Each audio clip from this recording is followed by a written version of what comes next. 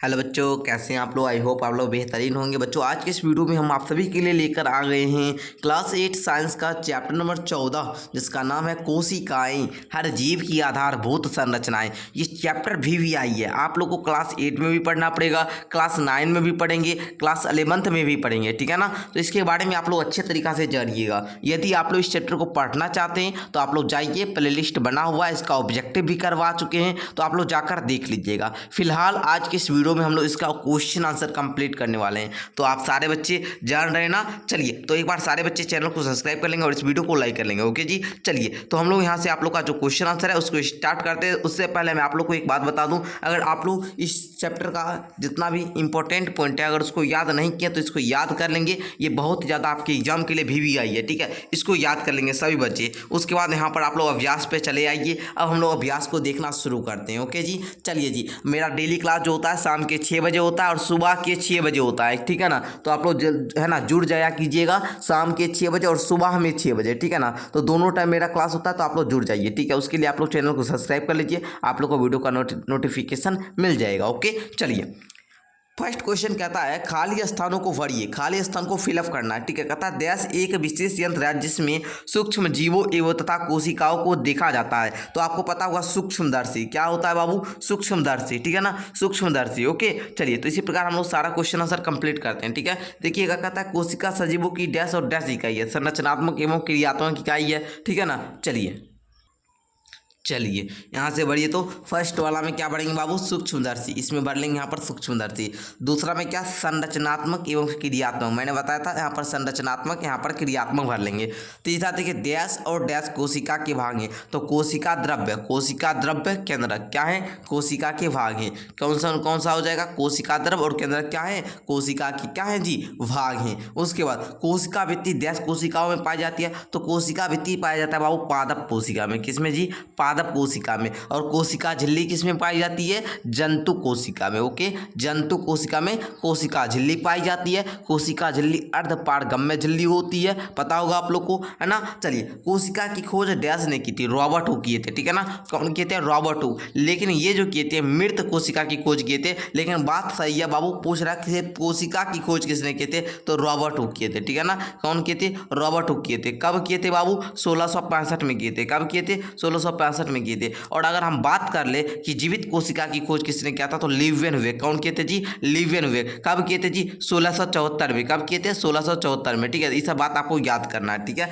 दूसरा देखिए, कहता है सही तथ्यान गलत का निशान लगाना है। सजीव कोशिका से बने हैं, सजीव जो है वो कोशिका से बना है, तो पता है सही हो जाएगा बाबू। जितना भी सजीव है ना सारा कोशिका, और कोशिका बहुत ज़्यादा संख्या होता है शरीर में, ठीक है ना। सभी कोशिकाओं में कोशिका भित्ति पाई जाती है, नहीं भाई, जो सिर्फ पादप कोशिका में ही कोशिका भित्ति पाई जाती है, जंतु कोशिका में नहीं जी। जंतु कोशिका में क्या पाया जाता है, कोशिका झिल्ली। ओके, चलिए।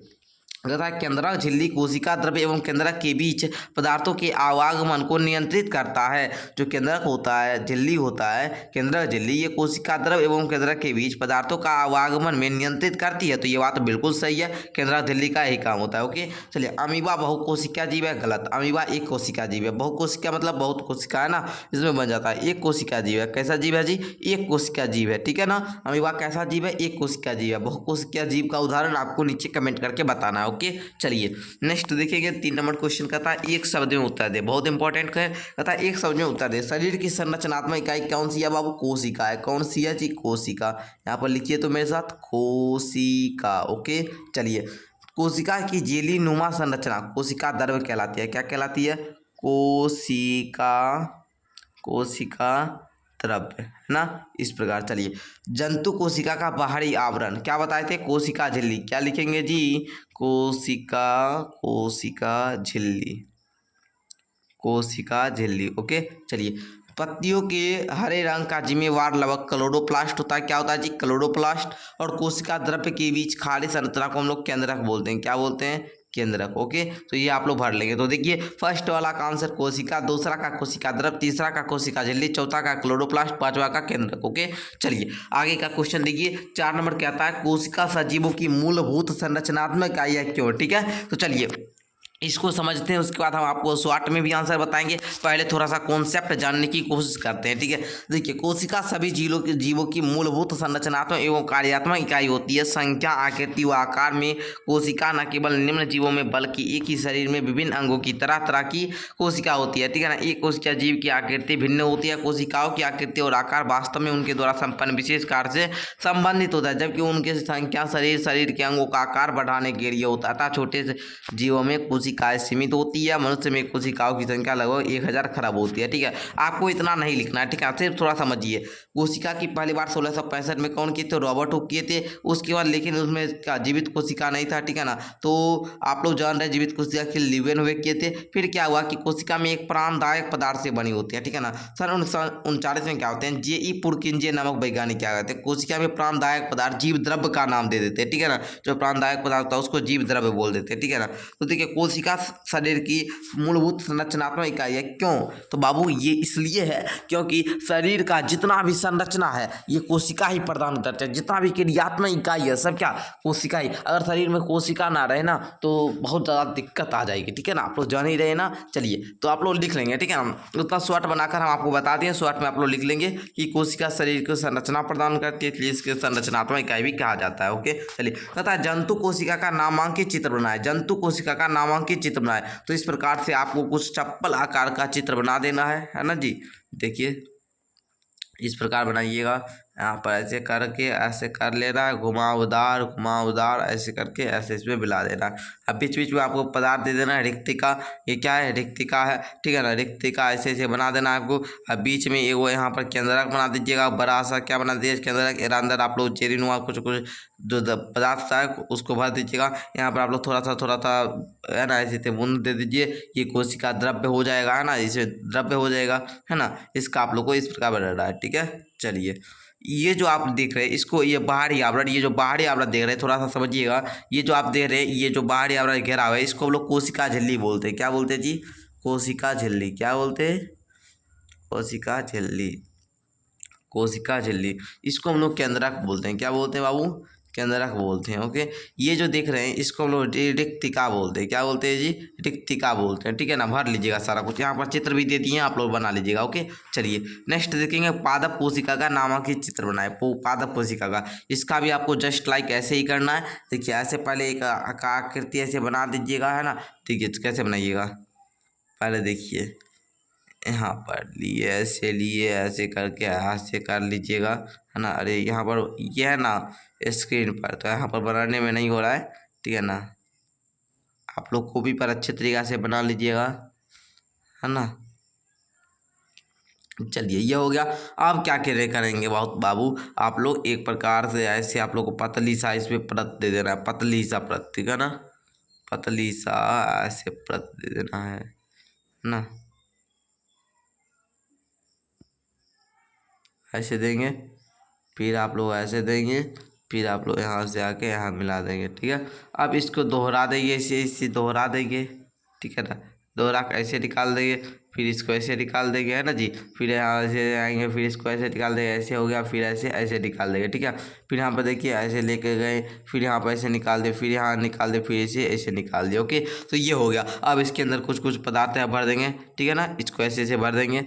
और ये जो आप लोग देख रहे हैं बाहरी, ये जो आप लोग बाहरी देख रहे हैं इसको लोग क्या बोलते हैं?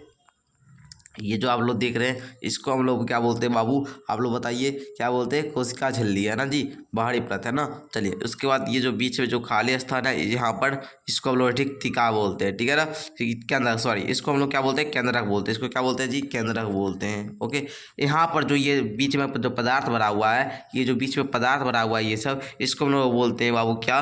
कोशिका। यहाँ पर देखिए, यहाँ पर जितना भी पदार्थ भरा है इसको कोशिका द्रव्य बोलते हैं। क्या बोलते हैं? कोशिका द्रव्य। क्या बोलते हैं जी? कोशिका द्रव्य। यहाँ पर जो थोड़ा सा रस होता है इसको हम लोग बोलते हैं हरित लवण, जिसके तहत आपको पता होगा क्लोरोप्लास्ट होता है ना जी। तो इस प्रकार बाबू आप लोग कुछ नामांकित चित्र बना लेंगे, ठीक है। यहाँ पर हम दे चुके हैं। ओके, चलिए, बहुत अच्छे बच्चे। नेक्स्ट क्वेश्चन देखा जाए। नेक्स्ट क्वेश्चन कहता है जंतु एवं पादप कोशिका में 3 समानता और 3 अंतर लिखना है, ठीक है। तो क्या लिखेंगे? पहले लिखेंगे जंतु और पादप कोशिका में अंतर। पहले पादप कोशिका लिख देंगे और इधर ऐसे बनाएंगे कॉलम, इधर बना देंगे पादप कोशिका, है ना। इधर बना देंगे जंतु कोशिका, ठीक है। हमारे पास तो उतना बड़ा नहीं होता है, ठीक है ना, तो आप लोग को बता देते कोई पर, ठीक है ना। जंतु कोशिका और यहाँ पर पादप, दो प्रकार से कॉलम बनाइएगा। इधर लिखिएगा पादप कोशिका में एक कोशिका भित्ति होती है जो किससे बनी होती है, सेल्यूलोज से बनी होती है।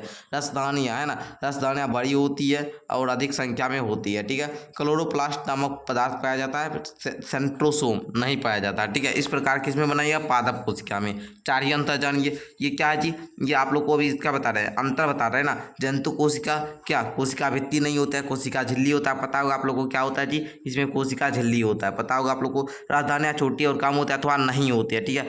केंद्रक में समीप सेंट्रोसोम उपस्थित रहता है, लेकिन एरा में नहीं पाया जाता है। ये क्या हुआ बाबू, अंतर हुआ। ये क्या हुआ, अंतर। अब हम लोग समानता देखते हैं। अब क्या जानेंगे, समानता। तो जंतु और पादप कोशिका में समानता क्या है कि पादप कोशिका में कोशिका झिल्ली पाया जाता है, लेकिन जंतु कोशिका में कोशिका झिल्ली पाया जाता है। पता होगा आपको। पादप कोशिका में केंद्रक पाए जाते हैं, जंतु कोशिका में भी केंद्रक पाए जाते हैं। पादप कोशिका में कोशिका द्रव होता है, इसमें भी कोशिका द्रव होता है। ये क्या हुआ, समानता हुआ। क्या हुआ, समानता। आपको यही बताना था। तो दोनों कॉलम में बना के बताइए, अंतर समानता दोनों, ठीक है ना। चलिए अब देखिए, कहता है कि कोशिका भित्ति पादप कोशिका का महत्वपूर्ण भाग है। कैसे लिखेंगे, कोशिका झिल्ली कोशिका के अंदर संरचनात्मक संरचनाओं को घेरी रहती है, कोशिका को एक निश्चित आकार प्रदान करती है, या कोशिका के अंदर बाहर पदार्थों का आवागमन पर नियंत्रित करती है। कोशिका झिल्ली एक ऊपर ड्रिड आवरण सतह होती है जिसे कोशिका भित्ति कहते हैं। कोशिका भित्ति सिर्फ पादप में ही पाए जाते हैं। इस भित्ति के कारण पौधे में अनवरत पदार्थ के विभिन्न घटकों या ताप दाब नमी वायु वेग आदि से प्रभावित होते रहता है। ऐसी स्थिति में कोशिका का विशेष सुरक्षा और अतिरिक्त दृढ़ता की जरूरत पड़ती है जो कोशिका भित्ति उसे प्रदान करती है। अभी भी आइए आप लोग याद कर लेंगे, ओके।